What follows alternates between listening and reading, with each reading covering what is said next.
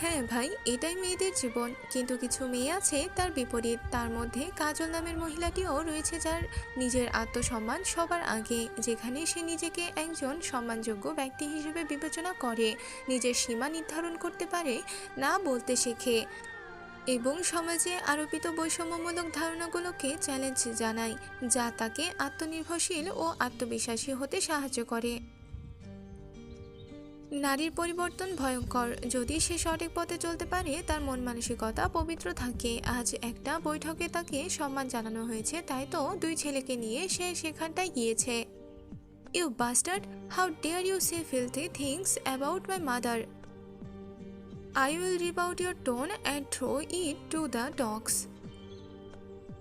লোকটির বাজে কথা শুনে রাগে তরতর করে কাঁপছে নাভান। ওপরের কথাগুলো রাগে বলে ওঠে সে। লোকটি নিজের গলায় হাত দিয়ে বলে ওঠে, আমার কথা তুমি বন্ধ করলেও সবার কথা তুমি বন্ধ করবা কেমন কইরা? তোমার মায়ের যা রূপ, তাতে আরও 5-6টা বিয়া দেওয়ান যাইব। জোয়ান পোলা আছে ঘরে, স্বামী নাই, আবার বিয়া বহে না কেন? সবাই তো এটাই কয়। লোকটির ইঙ্গিত বুঝে নাভান। মায়ের নামে এমন কুরুচিপূর্ণ কথা শুনে লোকটাকে ইচ্ছে মতো মেরে রক্তাক্ত করে ফেলে। You haven't grow wings of that yet, but your tickets is confirmed বলে একটা কল লাগায়। ব্যাস কিছু মুহূর্তে একটি গাড়ি এসে তুলে নিয়ে যায় কজন মুখোশধারী লোক মিলে লোকটিকে। রাগে গাড়ি ফুল স্পিডে বাড়িয়ে দেয়, শব্দ করে সাই সাই করে চলে যায় চোখের পলকে নাভান। ছেলের কাছে যদি কেউ তার মায়ের নামে বাজে কথা বলে, তখন সাধারণত তার অনুভূতিগুলো খুব গভীরভাবে আঘাতপ্রাপ্ত হয়। অসম্মানিত ও অপমানিত লাগে, কারণ মা শুধু একজন মানুষ না, ছেলের কাছে তিনি সম্মান, ভালোবাসা আর আত্মার জায়গা। ভেতরে ভেতরে প্রচণ্ড রাগ জমে ওঠে। অনেক সময় সেই রাগ মুখে প্রকাশ পায় না, কিন্তু বুকের ভেতর আগুনের মতো জ্বলে কষ্ট ও মানসিক ব্যথার কারণ হয়। কথাগুলো শুধু কানে না, সরাসরি হৃদয়ে গিয়ে লাগে। নিজেকে অসহায় মনে হয় তখন, বিশেষ করে যদি সে তখন কিছু বলতে বা করতে না পারে। প্রতিশোধ বা প্রতিবাদ এর ইচ্ছে জাগে, কারণ মায়ের অপমান মানে নিজের অস্তিত্বকেই অপমান করা। বাংলা সংস্কৃতিতে মা হলো সবচেয়ে পবিত্র ও সম্মানিত সম্পর্ক। তাই মায়ের নামে বাজে কথা শোনা ছেলের কাছে শুধু অপমান নয়, এটা তার আত্মসম্মানে সরাসরি আঘাত করে। কিন্তু নাভান যে প্রতিবাদ করে এসেছে, ভয়ানক শাস্তিও দিয়েছে, তারপরও তার বুকের আগুন নিভছে না কেন? গাজীপুর জেলার মধ্যে সবচেয়ে শুনশান নীরব জায়গার মধ্যে অন্যতম হলো ভাওয়াল গাজীপুর। শত শত মানুষের কোলাহল পেরিয়ে, যান্ত্রিক রাস্তা পেরিয়ে 2 ঘন্টা ধরে নিজের বাংলো বাড়ির বেলকনিতে বসে আছে নাভান। যখন বেশি মন খারাপ হয়, তখন সে এই নিরিবিলি জায়গায় এসে সময় কাটায়।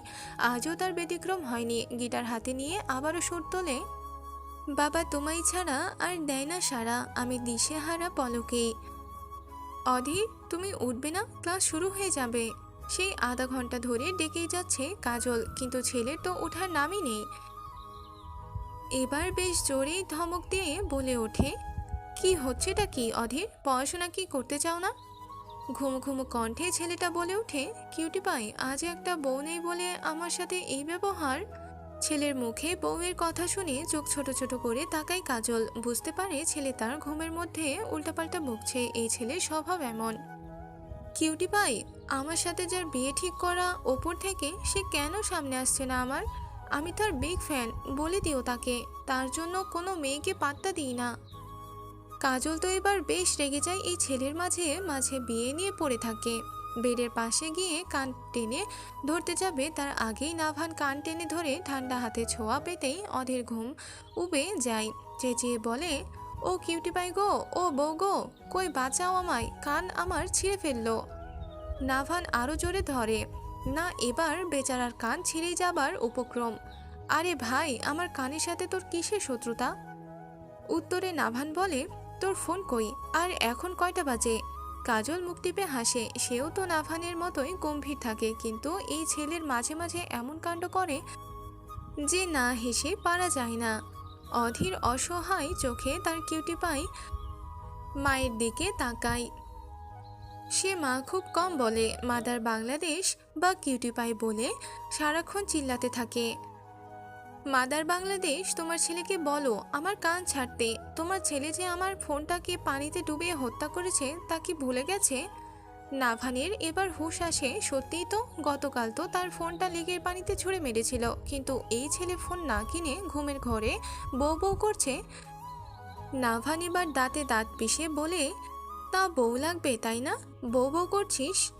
যা বাবা, সে আবার কখন বউ বউ করছিল? এই রে, কি সুন্দর স্বপ্নটা দেখছিল বেচারা। তখন কি ভুলক্রমে জোরে কিছু বলে ফেলেছে? তার মাদার বাংলাদেশে এর দিকে তাকাতেই দেখে সেও একই ভঙ্গিতে দাঁড়িয়ে আছে, আর মানে কিছু ভুলভাল বকেছে তা 100% শিওর। বেচারা মুখলিস মার্কা হাসি দিয়ে বলে, ধুর, তোমরা কি বলো, আমার কি বিয়ের বয়স হয়েছে নাকি? আমি তো ঠিক মতো লুঙ্গি সামলাতে পারি না, আর বউ সামলাবো বিলাসিতা নয় কি আমার জন্য? এবার কাজল বলে ওঠে, তা বাবা, তুমি কবে থেকে লুঙ্গি পরতে শিখেছ? যা আবার ভুল বাক্য প্রদান করে ফেলেছে সে। হুঁশ আসার পর থেকে লুঙ্গি পরেনি কোনোদিন সে। আবারও মুখলিস মার্কা হাসি দেয়। কাজল ধীর পায়ে মুখে হাসি এঁটে চলে যায়। মা চলে যেতেই নাভান চোখ ছোট ছোট করে তাকাই অধীরের দিকে। তো ফোন কিনিসনি কেন? তোর মতো কি বস্তা বস্তা টাকা আছে নাকি আমার যে ফোন কিনবো? ফোন কিনতে বস্তা টাকার প্রয়োজন হয় নাকি? নাভান দু হাত ভাঁজ করে বুকে রেখে কথাটা বলে। উত্তরে অধীর কান ডলতে ডলতে বলে, আল্লাহর কাছে চাইলে কি কম চাইবো নাকি আজব? ও, আল্লাহর কাছে চাস তুই তাহলে? উত্তরে মাথা ঝাঁকিয়ে সায় জানাই অধীর। নাভান এবার খুব আগ্রহ নিয়ে বলতে যাবে, তার আগেই রুমের ভেতর আসতে আসতে সৃজন বাইকে চাবি ঘোরাতে ঘোরাতে বলে ওঠে, তা কিভাবে যাচ্ছিস শুনি? দেখি আমরাও চাই তোর মতো যদি পেয়ে যাই। সৃজন হলো অধীর আর নাভানের এর জানে জিগার দোস্ত। সে কয়েক মাস ধরে দেশের বাহিরে গেছে একটা কাজে, আজ এসেই জানে জিগার দোস্তের সাথে দেখা করতে চলে এসেছে। এই সৃজন আর অধীর হলো পথের হাড্ডি। একটা উস্কে দেয় তো একটা রিলিজ করে কথা। নিজের ক্যারেক্টারের মানুষ পেয়ে ছেলেটা আগের রূপে ফিরে এসে বলে, এই গরিবের দিকে একবার মুখ তুইল্লা চাও আল্লাহ, একটা দামি ফোন কেনার টাকা দাও। ও খোদা গো, একটা দামি বাইক কেনার টাকা দাও। তুমি ওপর থেকে একটা টাকার বস্তা ফালাইয়া দাও। তিনটা বাইক ভার্সিটির ভিতরে প্রবেশ করতেই মেয়েরা হা করে তাকিয়ে আছে। আরে তাকাবে না কেন? এমন কিউট ছেলেদের দেখতে চোখ যে ব্যাকুল হয়ে পড়ে সারাক্ষণ। গেটআপটা প্রায় একই রকম। গুরু যা স্টাইল শেখায় শিশুরা তো তাই ফলো করে ট্রেন্ড বানিয়ে ফেলে। নাভান হলো যুবকদের স্টাইলিশ আইডল। এই যে চুলের কি একটা কাটিং দিয়েছে, সামনে চুলগুলো লম্বা আর পিছনে ও সাইডের চুলগুলো ছোট ছোট করে কাটা। কানের চিপ থেকে দাড়ি পর্যন্ত সেফ। যে কোনো সাইড থেকেই এক এক রকম সুন্দর দেখতে লাগে তখন ছেলেটাকে। এই তো আজ হাফ হাতার সাদা টি শার্ট আর কালো লেদার জ্যাকেট পরেছে, দামি হেলমেট মাথায়, পিছনে গিটার পুরাই রকস্টার ভাব যেন এই ছেলের মধ্যে বিদ্যমান। পিছনে সাঙ্গপাঙ্গ তারাও সেম স্টাইল। লাল ঘেরি স্কার্ট ও সাদা টি শার্ট পরে দুই বান্ধবী রেডি হয়ে ফোন লাগায় রোজকে। একটা মেসেজ দিয়ে কাঁধের ব্যাগ ঝুলিয়ে বের হয় রুম থেকে। রোজ ও তাদের সাথে এই ফ্ল্যাটে উঠবে কিছুদিনের মধ্যে, বাসায় জানিয়েছে তা। যাক, হেরার মাথায় থেকে হলে ওঠার ভোজ সরেছে, এটাই তো অনেক। তার অবশ্য একটা কারণ আছে। কাল যখন রোজ, হেরা ও রুষা সবার সাথে কথা বলছিল তখন সেখানে অনেক ছাত্রীরা বলেছে হলে নাকি মাঝে মাঝে মেয়েরা ভূত দেখতে পারে, বিশেষ করে নিলয়দের হলরুমে। তারা নিলয়দের হলেই উঠতে চেয়েছিল, কিন্তু তার আগেই গুপ্তচরদের কথার ফাঁদে পড়ে যায় তিন রমণী। সবচেয়ে ভয় পায় হীরা, তাই তো আপাতত তার ওইসব চিন্তা ভাবনা নেই। আর কাল তো ওই নিলয় ছেলেটার সাথে তার পরিচয় হয়েছে, তাকে হোঁচট খেয়ে পড়ে যাওয়া থেকে বাঁচিয়েছে। হীরা চোখ বন্ধ করে কিছু মনে করে। কাল যখন সিঁড়িতে ওপরে উঠতে যাবে, রুষার পায়ের সাথে পা বেজে পড়ে যেতে নিলে হঠাৎ একটা হাত খপ করে ধরে ফেলে তাকে। ও মাগো, কি কিউট! এক দেখায় প্রেমে পড়ে যায় নিলয়। তারা ক্যাম্পাসে ঘুরতে ঘুরতে সব জানাজানি হয়ে গেছে কলেজে এক সুন্দরী রমণীর আগমন ঘটেছে। নিলয় তখন ওপরের এক হলে এক মেয়ের সাথে লিপকিসে ব্যস্ত ছিল, কিন্তু তার চামচা এসে সব ভেস্তে দিল। বস, একটা সেই খবর আছে। নিলয় ঠোঁট মুছতে মুছতে বলে, অসময়ে ডিস্টার্ব না করলে কি তোর পেটের ভাত হজম হয় না? বেশ বিরক্ত হয় নিলয়, কিন্তু ছেলেটি তার ডান হাত, তাজা তাজা খবর নিয়ে আসে, তাই তো কন্ট্রোল হারা মুহূর্তেও এসেও সে দমে যায়। এই মুহূর্তে অন্য ছেলেরা থাকলে বিরক্ত করার দায়ে এমন মেন পয়েন্টে আঘাত করে বসতো। আচ্ছা নিলয় যে নিজেকে নিয়ন্ত্রণ করে ফেলেছে, মেয়েটা কি তাকে দুর্বল ভাববে? না, এত ভাবার সময় নেই তার। সেই ছেলেটাকে উদ্দেশ্য করে বলে, কি তাজা খবর বলে ফেল। বস, একটা মেয়ে এসেছে ক্যাম্পাসে, সেই সুন্দর একেবারে পরি। মেয়েটার সাথে আরো দুইটা মেয়ে আছে, ওইগুলাও বহুত সুন্দরী, কিন্তু ওই স্কার্ট পরা মেয়েটাই সেই সুন্দর, পুরো রাশিয়ান মাইয়া বস। নিলয় ছেলেটার উদ্দেশ্যে বলে ওঠে, ওই অধীর আর নাভানরা কি ক্যাম্পাসে? না বস, তারা আজ আসে নাই, ক্লাবও ফাঁকা, আর সাঙ্গুপাঙ্গুরা আড্ডা দিচ্ছে। তারা কি হলে উঠবে? জি বস, ব্যবস্থা কর সব। ছেলেটা ভয়ে ভয়ে বলে, বস, মেয়েদের মতো পরিবর্তন হইয়া গেছে।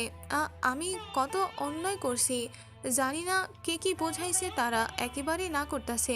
বস, মায়াটা এত সুন্দর কইরা করছে, কইছে যে রাগও দেখাইতে পারি নাই বস, সেই সুন্দর কণ্ঠ। নিলয় চোখ ছোট করে তাকিয়ে বলে ওঠে, মনে হয় বেশ দুর্বল হয়ে গেলে। না বস, বিশ্বাস করেন, বইনের চোখে দেখছি আপনার লগে অনেক মানাইব বস। আপনার এক দেখাই পছন্দ হইব শিওর।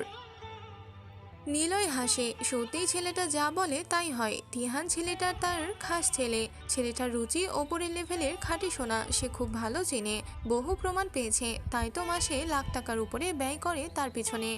নিলয় যেতে গিয়ে পিছনে ফিরে তার দীর্ঘদিনের গার্লফ্রেন্ডের দিকে তাকিয়ে বলে ওঠে, সাবধান, কোনো রকম মতলব মাথায় আসলে তা ডিলিট করে ফেলো, তা না হলে তোমায় ডিলিট করতে ন্যানো সেকেন্ড লাগবে আমার। মেয়েটি ছলছল চোখে তাকায় নিলয়ের দিকে। যাই গিয়ে দেখি মেয়েটিকে যদি পছন্দ হয় তাহলে ফিটিংটা তুমি করিয়ে দিবে, তুমি তো আবার সেই ফিটিং দিতে পারো। ন্যান্সি নামের মেয়েটি এবার নিলয়ের টি শার্টের কলার চেপে ধরে বলে, আমার সাথে নরম গলায় কথা বলো, আমি ফিটিং দেই। কিসের ফিটিং দিই? নিলয় এক ঝটকায় মেয়েটির থেকে কলার ছাড়িয়ে দাঁতে পিষে বলে ওঠে, কি মনে করেছিস তুই আমি কিছু জানি না? তুই যে ওই নাভানের পিছু পিছু ঘুরে পাত্তা না পেয়ে আমার পিছু এসেছিস, তা আমি নিলয় খুব ভালো করেই জানি। আমি আবারও বলছি তোকে, আমি হাড়ে হাড়ে চিনি। আমার কাছে বাধা দিলে just nano second you finished বলে শব্দ করে রুম থেকে বের হয়। ন্যান্সি চোখের পানি মুছে বলে ওঠে, তুমি আমার হবে, আমি তোমাতে মজেছি খুব বাজেভাবে, আমি থাকতে কোনো মেয়ে তোমার আশেপাশে ঘিঁচতে পারবে না। নিলয় চৌধুরী, এই ন্যান্সি তা হতে দিলে তো?